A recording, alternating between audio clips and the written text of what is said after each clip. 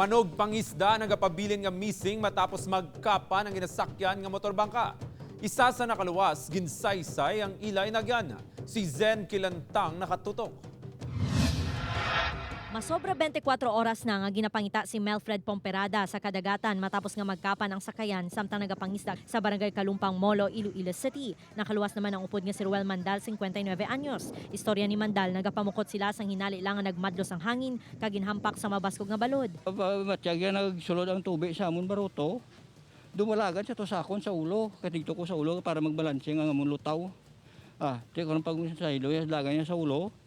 Sumulod mo na ng tubig. Tising ko kapa na taway na sa namimo ni.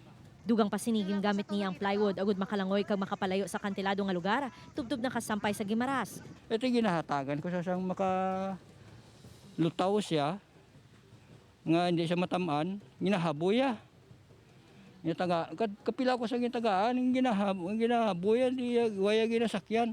Padayon naman ang pagpatigayon sang search and rescue operation sang Philippine Coast Guard kag mga volunteer group agud makitaan si Pomperada. Upod kay Romel Porquia, Zen Kilantang, One Western Visayas.